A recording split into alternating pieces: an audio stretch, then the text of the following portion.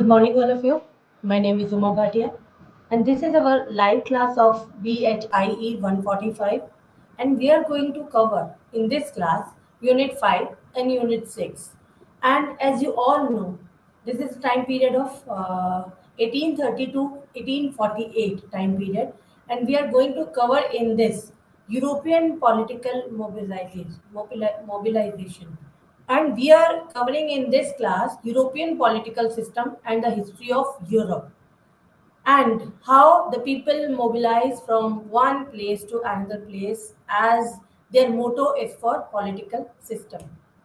First of all, we are going to cover in the name of stability and peace, the great powers of Europe, Austria, Russia, Prussia, England. They were engaged in redrawing the political map of Europe after the fall of Napoleon I. Because we have discussed in our earlier class, about Napoleon Bonaparte and how Napoleon Bonaparte had run all the political system at that time in the system of Europe, in the political history of Europe, and a system of alliance which came to be known as Concert of Europe. The great powers agreed to consult each other in order to maintain the peace of order. And next one is revolutionary movements in Europe, because at the time of 1815 to 1848, there were so many revolutionary movements held in Europe at that time. We will discuss just like Bonapartism, just like Bismarckism. We will discuss in our Unit 6. Next is the Congress Party, the Congress system, and its fallout. In 1815, at the Congress of Vienna, the protagonist of the old European order, inspired by Austrian Chancellor Count Metternich, tried to create a permanent barrier against national and liberal movements, popularly known as Metternich system. The origins of this system of alliances can be traced from the Holy Alliance brought together by Tsar Alexander I and its rival, the Quadruple Alliance, which was a British creation to counterpart the Tsar. These two different systems of alliances set the stage for what came to be known as Congress system, which in the period after 1815 envisages a series of international congresses of the great powers to decide on European issues and problems. Next one is after 1818, following the Congress of Aix-la-Chapelle, there was a growing inclination towards great power. At the Congress of Aix-la-Chapelle, French territory was excavated, and France gained re-admission to the concert of Europe. This was looked upon as a success of English diplomacy and was much to annoyance of Tsarist Russia. Interventionism emerged as one of the continuous issues at Aix-la-Chapelle. Next one is at the Congress, English diplomacy prevented European intervention in Spain, which was disturbed by liberal movements. But in 1820s, when a similar outbreak occurred in Naples, the powers conceded to Metternich's demand for the intervention. He obtained recognition of the need for a military expedition to restore order threatened by liberal opposition. Subsequently, at the Congress of Troppau, 1820s, this principle of European intervention came to be formally endorsed. At the Congress of Laibach, 1821, Metternich was allowed to intervene in Naples and Piedmont to restore the absolutist regimes. This was the greatest triumph of the Metternich system. Next one is the concert of Europe was a formidable combination of the great powers. Yet the triumph of the old order was more apparent than real. However much the makers of post-Napoleonic settlement sought to restore the pre-revolutionary European order, what eventually emerged was a combination of the old and new. Next is between 1815 and 1848, the character of opposition to the restored regimes, however, underwent a significant transformation. What in 1820s looked like an elitist, somewhat conspiratorial opposition without any roots in a larger society became linked by 1848 with a range of popular political movements in 1848. In the process, however, the opposition also became divided. Opposition became divided in this process. The alignments of their divergent ideas were, of course, noticed even at an earlier period. The main elements of the opposition were the liberals who were tolerant about monarchy but were keen to see absolutism reformed into a constitutional monarchy. A classic representative figure of such liberalism in France was Francois Guizot. Francois Guizot, who was involved in the successive French governments under the Orleanist monarchy of Louis Philippe. Their allies means their agreements, the liberally inclined junior officers of the army made a series of pronouncements against the restored regime. Gradually, this opposition politics acquired a conspiratorial character through the emergence of secret societies modeled after Masonic and military military lodges. And the next is the secret society movement.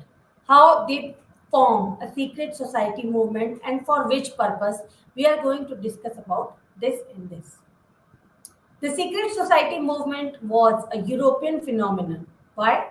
Everywhere such secret conspirational formations developed partly because of the restrictions on organized politics imposed by the restoration regimes. Radical secret groups with their initiations, ceremonies, hierarchical chain of members, secret symbols, and codes were sometimes direct offshoots. In some cases, they were established to counteract equally convert right wing formations that had emerged to reinforce the restoration with a kind of ultra royalism. The secret societies had varied dimensions as well. Very often, the secret societies represented the more radical sections of a fairly widespread liberal movement in Europe, with the main political objective of constitutional governments. In France, Republicans who had retained their emotional loyalty to Napoleon were the main elements in the French Charbonnel and frequently planned a seizure of the power. Around to 1820 to 1821, some junior officers of the army were also drawn into conspiracy and planned a rebellion which was still born. The secret societies included as important elements French socialists, especially the Saint Simonians. Next is in Italy, secret political groups had already emerged during the Napoleonic occupation. partly as an antidote to the French invasion. In addition to other ideals, the societies reflected incipient nationalist mobilization. The most important secret group was the Italian Carbonari that had been established in Sicily to work for a national constitutional government in the whole of Italy against the French regime of Murad. The movement subsequently spread to the Naples also. And in northern Italy, there was another secret group called Adelphia. Another secret group called Adelphia in Italy, which was established in 1796 by Buonarroti as associate of the radical Jacobin Jacques Bacchus.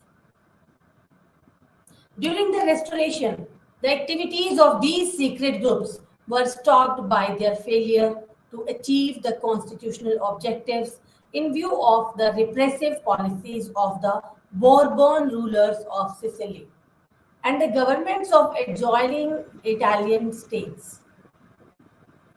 Nationalism slowly emerged as another source of ideological inspiration. In this early stage of anti-restoration mobilization, contrary to the fear of restored regimes, elite politics and popular unrest were not linked. The constitutional movements in Spain and Portugal and two Sicilies in 1820, or the risings in Piedmont and Greece in 1821, were all elitist affairs which had certainly the support of sections of the army,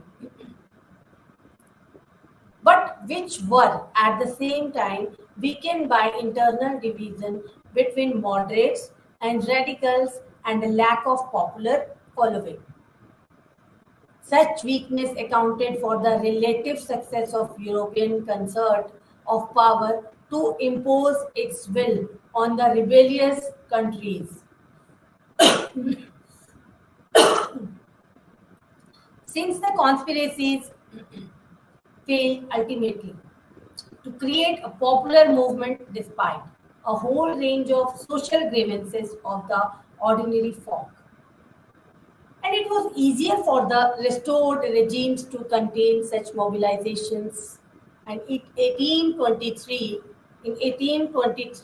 against the backdrop of Madrid uprising, when the liberal officers of army wished to seize and restore Ferdinand to power, and a similar pattern unfolded also in Italy in early 1820s.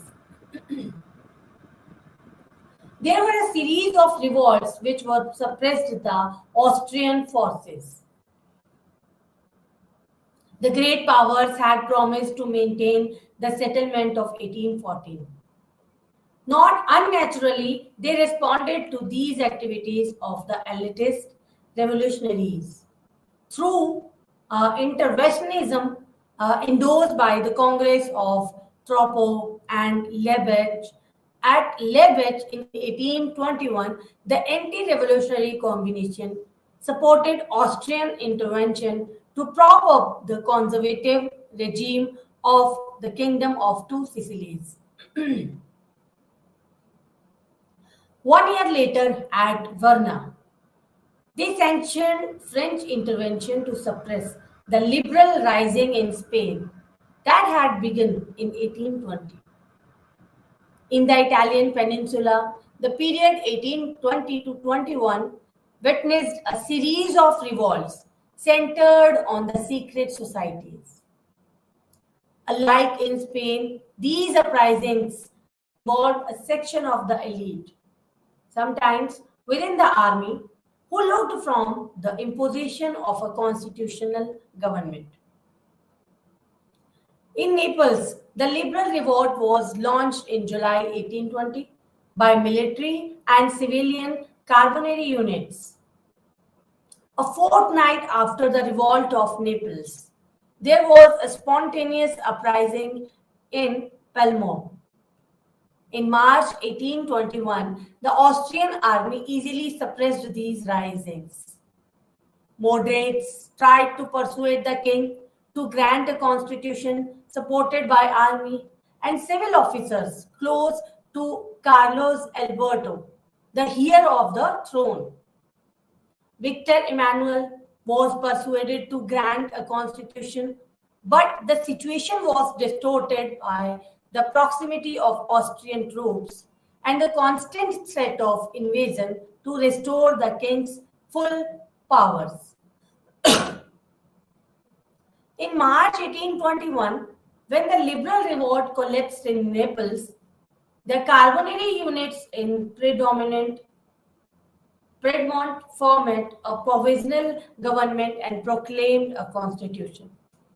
And this revolt once again was suppressed subsequently by Austrian troops. The intensity of such repression, of course, varied from state to state because it matters a lot from state to state. In the larger European context, the secret society activities, of course, became a part of the nascent nationalist politics, the full implications of which were realized during the 1830s. Until then, nationalism was not very clearly defined except in a series of romantic dreams about cultural autonomies. French invasion certainly aroused nationalist sentiments early in the century. The Napoleonic institutions too had a positive impact in the sense of carving out larger political units in Italy and Germany. It is well known that the Napoleonic invasion had been the context of Italian Risorgimento in the German intellectuals' search for the spirit of folk. Yet the political unrest in Europe from 1830s onwards succeeded in lending a concrete form to such in short feelings. Next one is the very important the revolutionary movements of the 1820s and 1830s. And in Unit 6, we will cover the revolutions and revolutionary movements in 1848. Turn-wise, we are going to cover this in 1820s and in 1830s, how revolutionary movements became part of the proper history at that time in European history. First of all, around the middle of 1820s, a fresh bout of revolutionary fever came with the failed Decembrist uprising in Russia and a relatively successful Greek revolt. In Russia, radicals who wanted the abolition of Tsardom and Republican transformation in Russia were organized in secret societies. And there was one society of the north which was based on St. Petersburg, and its counterpart of south was located in the garrison town of Tulezin in Ukraine, in which the army officers were dominant. These prophets were not simply content with constitutional idea, but wanted to go beyond constitutionalism by anticipating an egalitarian and republican transformation. They were the Decembrists who attempt a military coup d'etat in December 1825 when the death of the Tsar provoked the uprising of soldiers in St. Petersburg. The Russian artillery could easily disperse this uprising, while a similar action a few days later in the Ukraine was suppressed in the same manner. The leaders of uprising, including Colonel Pestel, were hanged and many more exiled to Siberia. Next one is the Great Revolt, the Greek Revolt, which fatally compromised the monarchical alliance taking place around the same time, was, however, more successful. Initially, rich Greeks who lived in foreign ports and had formed a secret society called, what is the name of that? Heteria, planned the Greek War of Independence. In March 1821, when the Italian states had risen to revolts, the Greek rebellion also broke out. In Italian state, in Greek state, rebellions and rebels, they broke out. In early 1882, the Greek Assembly at Epidaurus proclaimed the independence of Greece. Characterized as savage, the Greek struggle became fiercer when the Turkish Sultan Mahmud appealed for the help of Mehmet Ali of Egypt, who took this opportunity to undertake the invasion of Greece. Initially, Metternich treated the Greeks as rebels and therefore an object of indifference. Metternich was reluctant to express any support for the Greek cause by placing greater emphasis on the unity of monarchical order. But from 1826, the situation began to change. First, the growth of Philhellenic, the growth of Philhellenic movement that revived the memory of classical antiquity aroused widespread sympathy in Europe for the Greek cause. European aristocrats were involved with many of Philhellenic communities. The violent repression unleashed by the Turkish monarchy irritated European feelings. This was perhaps the reason why in April 26, England and Russia, who had conflicted interest in Balkans, came to an agreement about Greece. The Battle of Navarino provoked the Sultan to declare a holy war against the Christian states. As Russia declared war on Turkey in retaliation, England took alarm, but thanks to French mediation, the Russian intervention in the region was accepted. Finally, after a difficult war, the Russians succeeded in imposing the Treaty of Adrianople on Turkey, by which Turkey agreed to the autonomy of Serbia, the Danubian principalities, and Greece. Later in 1830s, by the Treaty of London, Greece's complete independence was recognized. The result of all this was the complete collapse of Metternich's system, even though Austria managed to retain its sphere of influence in Italy and the Balkans. Despite his obsession with legitimation, the Metternich was unable to prevent a Europe combination against Turkish monarchy. Consequently, the ordinary people were aroused into political action once the conflict between rebels and monarchists on contentious issue of parliamentary representation set in motion political unrest. For some time, the French liberals had been complaining of devious manipulations by monarchy to deprive them to their electoral power,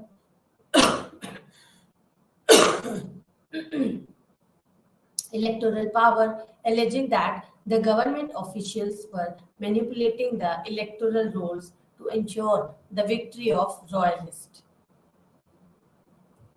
Next is, this was the trigger that provoked open defiance, quickly turning into resistance by barricades. In 1830, the barricades became the symbol of popular insurrection, made possible by the economic crisis that had been the streets of Paris focus for protest by artisans during the last 3 years. As protests grew into barricades, fighting ensured continue into the next 3 days when soldiers who were deployed to suppress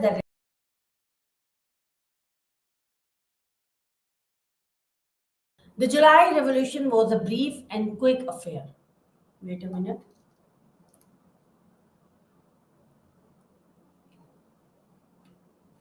July Revolution. July Revolution was a base and quick affair. The Restoration monarchy failed to defend its against the popular combination of liberal parliamentarism, the Parisian mob, and disgruntled soldiers. The provisional government was established, and on 30 July, the king's cousin, the Duke of Orleans, was asked to take over as the head of the state. And in the first week of August, a crown of French people was offered to the Duke of Orleans. In France, the 1830 revolution was completed with the establishment of a constitutional monarchy. Means constitution also and monarch also. Means the constitutional monarchy. Where it was established? It was established in France. And when? In 1830. The French example was an inspiration for Europeans with constitutional and liberal aspirations. The Belgians were encouraged by the French example to rise against the Dutch. The Poles revolted against their Russian overlords. The Belgians were able to put together an independent nation state while the Polish rebellion floundered. The Carbonari in Italy started plotting the unification of land. When the July Revolution brought about a constitutional regime in France, the Italians felt optimistic about an indulgent French policy of no intervention to eliminate Austrian domination. At Bologna, a constitution was proclaimed in March 1831. Severe repression in Naples and Piedmont prevented unrest spreading into these areas as well. The intervention of Austrian troops ruined these plains, and the French government of Louis Philippe, frightened by the revival of Bonapartism in Italy, at once recognized that Austrian intervention was, after all, a family affair. Next is nationalist movement. There was a great role played by a nationalist movement in the history of India, in the history of Europe, in the history of any other country. During the 1840s, nationalists emerged as the dominant political ideology. Under this impact, European liberalism too was substantially radicalized. In France, nationalist sentiments spawned the Napoleon myth concerning the anticipated return of the Bonaparte to forge the unity of French people. French opposition during the Orleanist monarchy also came up with the demand for extensive suffrage reform so that citizenship could be extended even to ordinary Frenchmen. On the eve of Revolution of 1848, banquets were organized to support this demand for extension of franchise. In 1848, the French radical Alexander Roland went a step further by speaking in favor of universal manhood suffrage, indicating that the constitutional reform as a central issue in not in political discussion was slowly giving way to an acute sensitivity to democratization. Moving east and south towards Italy and Germany, we find the development of a sense of common destiny and appropriate to a nationalist movement. Political loyalists still could be molded by dynentricism, regionalism, confessionalism, especially in the rural areas. Yet the nation emerged as a powerful competitor. Thinkers began to visualize the emergence of an integrated nation state in existing situation of political division. Many Germans and Italians regretted the fact that their lands were divided into so many smaller units. As elsewhere in Central and Eastern Europe, such sentiments began to mold liberal politics. The liberals everywhere were divided into moderate and radical factions.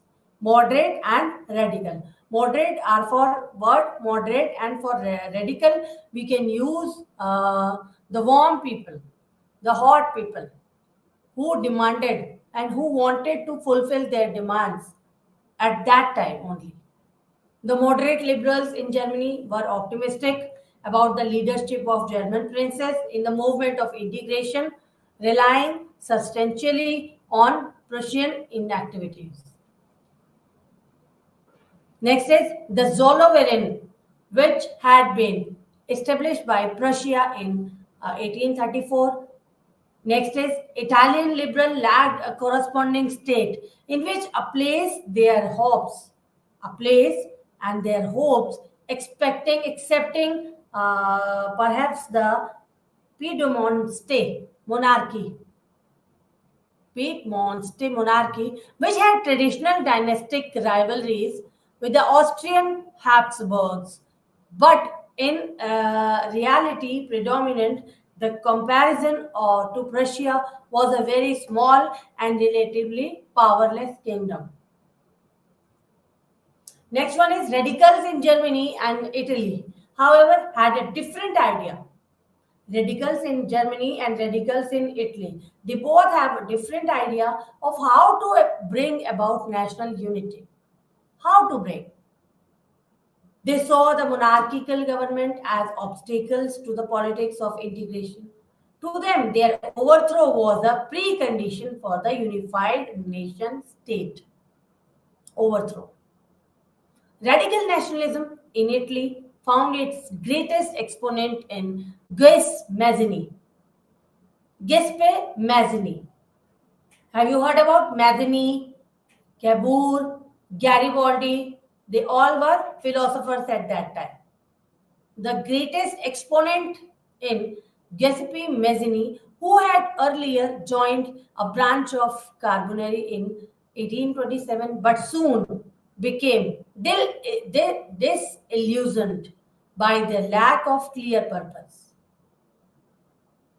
He felt that Italy's freedom from Austrian domination developed entirely on the destruction of aristocratic privilege and clearly authority.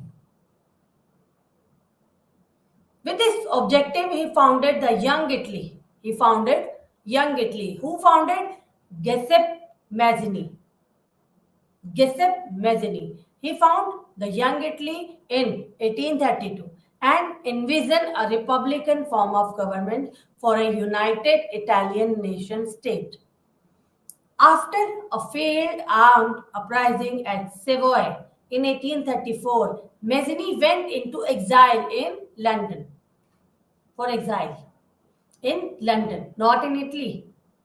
Political strife in Italy, however, was recurrent through the late 1830s. Although the movement still was narrow based without the active involvement of the masses. The events of 1848 would change this situation and open new prospects for nationalist upsurge in other parts of Central and Southern Europe as well. Next is revolutions of 1848. How and which revolutions were there in 1848 in European history. In 1848, Europe made its cautious entry into the age of masses. Political mobilizations, whatever be their nature, began to acquire a popular following in an attempt to overcome the limitations of politics of secret societies that had dominant different phases of political unrest earlier in the century. Economic distress certainly contributed to this process of mobilization. Speaking in general terms, poverty increased in most parts of continent from 1830s. In part, it was an inescapable consequence of a more serious problems of transition from predominantly subsistence economy dominated by agriculture to a market economy tuned with some form of industrial capitalism. The economic crisis, adding to popular resentment about a fall in living standards, fed into political unrest. Yet, an equal important ingredient in revolutionary politics was the sharper political consequences of Europeans, who in the mid 19th century were somewhere better educated than in earlier times. Yes, it was correct. And some people actually wrote about an educational boom around the middle of country, and many contemporaries did not fail to see a connection between rising level of literacy and a rebellious spirit. There was not that much differences. There were so many connection between these two things: level of literacy and the rebellion spirit. Next, the revolutionary events began in January 1948 in Sicily, where a group of conspirators planned an uprising in provincial capital of Palermo. In the conditions of 1848, the uprising had a more explosive impact, quickly spreading to the southern Italian mainland. Naples, the capital city of kingdom of the two Sicilies, witnessed street fighting between before the king yielded to the revolution by promulgating a liberal constitution.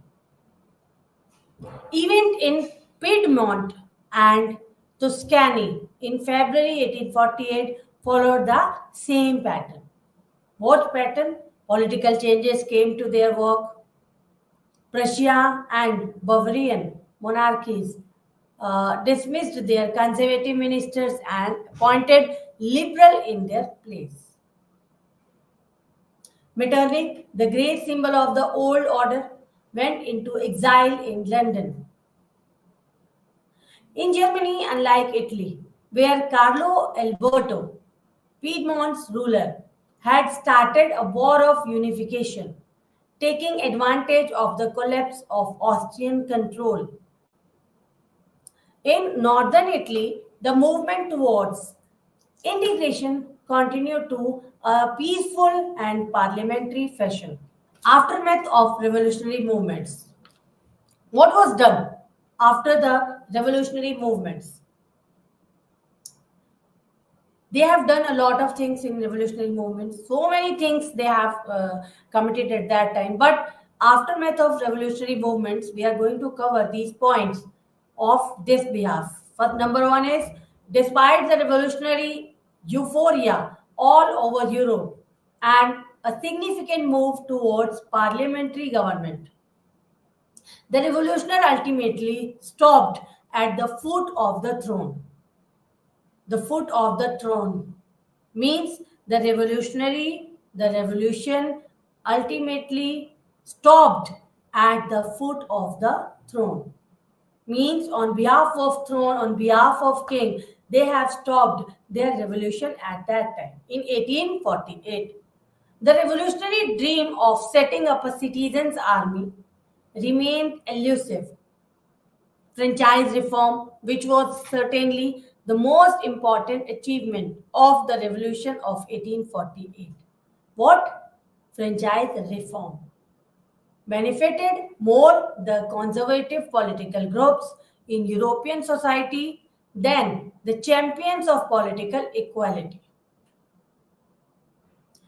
Everywhere in Europe, including France, a large number of candidates with conservative views were elevated with peasant support in the constituencies. Rural constituencies.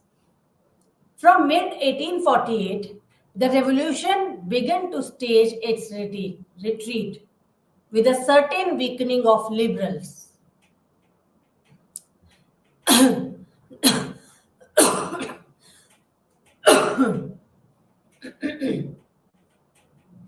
The second half of 1848 was a period of resurgence of the Party of Order.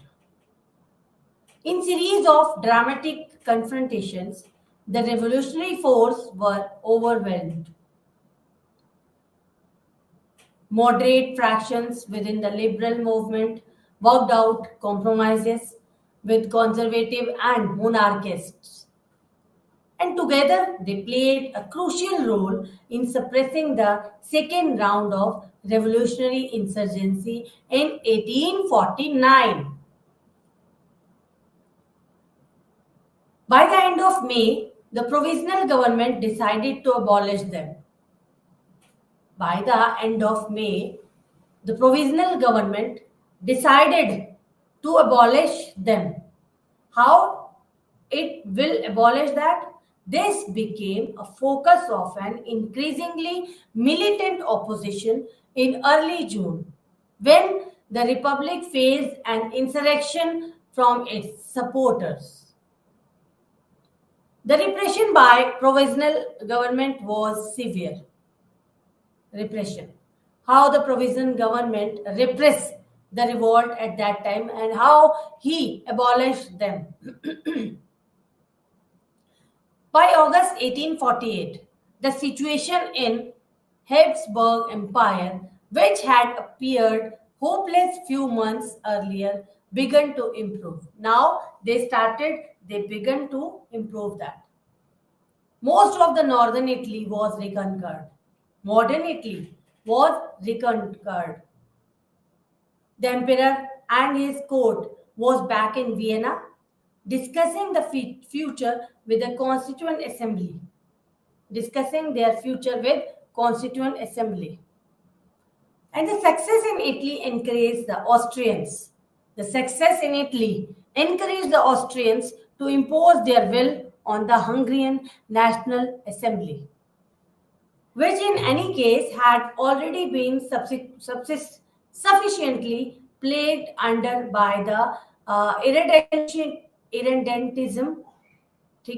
irredentism of smaller nationalities such as Croats. Next, we are going to cover Unit 6. As we have discussed about some revolutions, how they faced the revolution at the time of Napoleon Bonaparte, at the time of Bismarck, at the time of Bonapartism. And we have discussed about so many revolutions and how they faced their revolutions and which type of works they have done and what things they were facing at that time. And what was the system of society, what was the system of political system, and what was the system of economy at that time, how thinkers entered into them to enhance their solutions without any problem. Now in Unit 6, we are going to cover new political system. As you all know, Unit 6 is very small, as there was very limited content. So we are going to discuss about new political system, how they form new political system. In this unit, we are going to cover, just like in the second half of 19th century, Europe came to display with greater diversity in its political system than in the early part of country.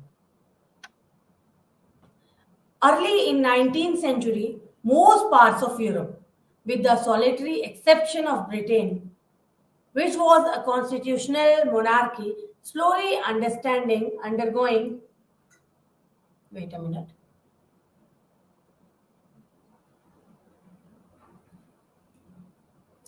early in 19th century, most part of Europe, with the solitary exception of Britain, means without Britain, which was a constitutional monarchy slowly undergoing a democratic transformation, were governed by rulers who claimed absolute power despite a perceptible inclination in some of these domains towards constitutional government. During the second half of century, constitutional government in the sense of a potentially democratic regime or at least a plebiscitary authoritarianism became the dominant form. Democratic legitimization of authority. The revolutionary upheavals in the middle of 19th century made a democratization very important issue on liberal agenda. It became a part of challenge to absolutism and an active component in the liberal movement. Despite the reservations of some leading liberals in 19th century about prospective political dominance of the large majority of men, unenlightened men. European liberalism was much less unanimous about democracy than has usually been assumed.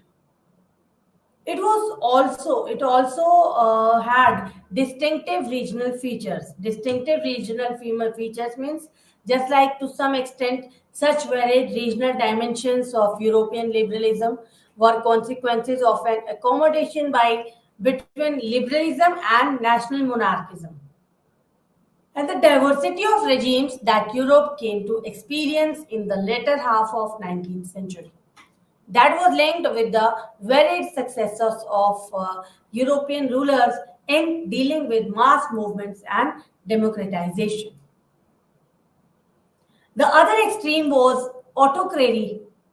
The other extreme was autocracy in Russia, which despite a few important concessions here and there managed to retain its steel frame until the revolution of 1905 made dent in its foundation. What was that? What was that? Very few concessions here. They emerged to retain its steel frame until the revolutions of 1905 made dent in its foundations. The struggle against absolutism went through ups and downs. Even though the revolution of 1789 in France had brought about a republican regime which claimed its legitimacy from a democratic ideology, it was soon replaced by a king of plebiscitary kingship with absolutism pretensions without under the grab of Bonapartism. Basic features of Prussian absolutism with innovations like universal suffrage for the constitution of national parliament. The hybrid structure managed to survive till the military failures of the First World War and the consequent Republican Revolution in Germany 1918. First World War 1914 to 18 and next is Republican Revolution in Germany in 1918 when First World War came to an end in 1918. Next thinker about we are talking Bonapartism. What was the theory of Bonapartism at that time? Historians are generally divided of their assessment of Bonapartism, regime of Louis Napoleon. During 1930s, when Europe was plagued by fascism, he was identified as its Preiskerer. Later, historians increased interest. Historians took interest, shifting to contribution of this regime to French industrialization, particularly in the creation of a modern transport infrastructure. The Second Empire can be seen as response to general political crisis and widespread fear of instability, and its aim to achieve stability through the establishment of an authoritarianism regime with popular ratification also has close parallels with what came to happen in European in the early 20th century. Louis Napoleon's intentions were clear from the time of presidential elections of December 1848. Yes, December 48, 1848. Napoleon's inventions were clear from the nine of presidential elections. Means after nine presidential elections, Napoleon intentions were get clear when in December 1848. Against the backdrop of interest on intense factional conflicts among the political elites of both monarchist and republican varieties, Louis Napoleon, as if to reenact the Bonapartism regime of 1790s, projected himself as a leader above existing party conflicts. Yes, he himself was a leader from above existing party conflicts. Who? Napoleon, Bonapartist. Napoleon Bonaparte.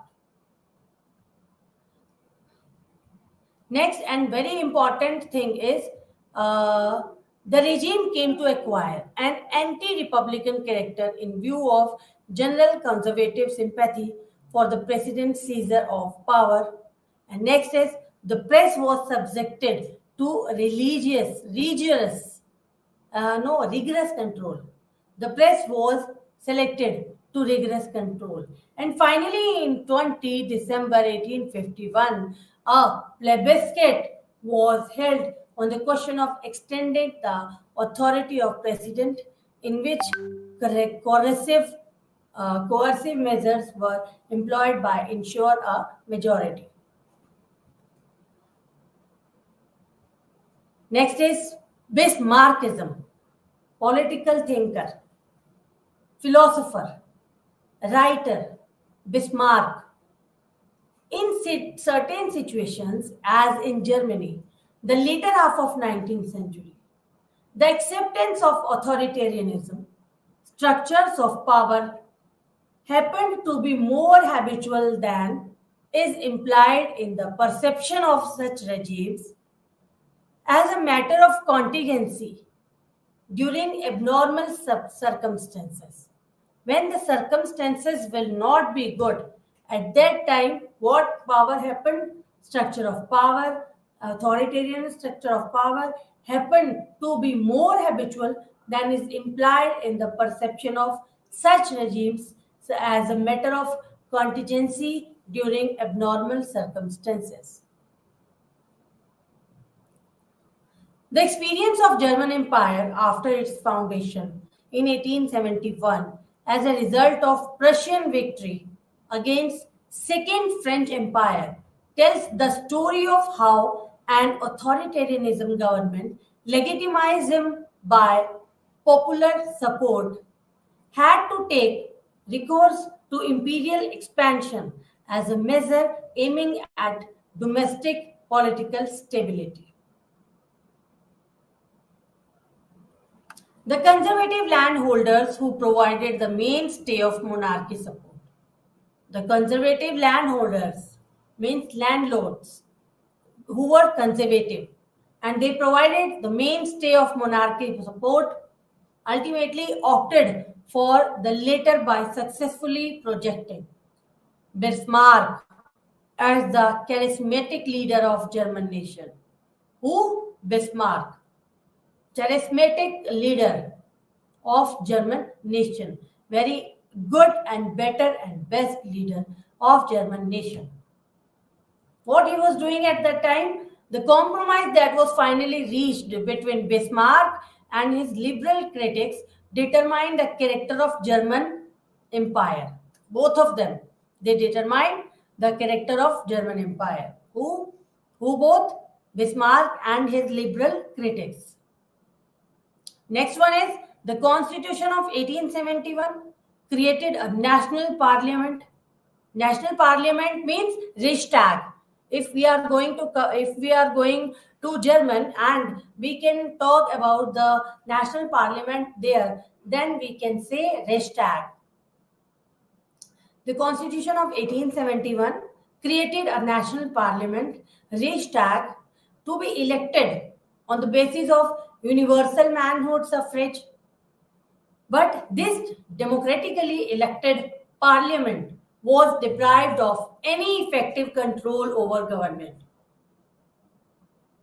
The success of this Bismarckian strategy, whose Bismarckian strategy of rallying parliamentary support for the conservative regime through electoral manipulations, ultimately dependent on his skill for running internal politics on the steam power of foreign affairs. Success of Bismarckism strategy: rally parliament support, conservative regime through electoral manipulations, ultimately depend on his skills for running internal politics on the steam power of foreign affairs. Pseudo scientific theories. Here P is silent and we can say pseudo scientific theories about race and ethnicity. Race and ethnicity counterposed the strength of character of the Teutonic race against the feeble mindedness and depravities of the inferior people.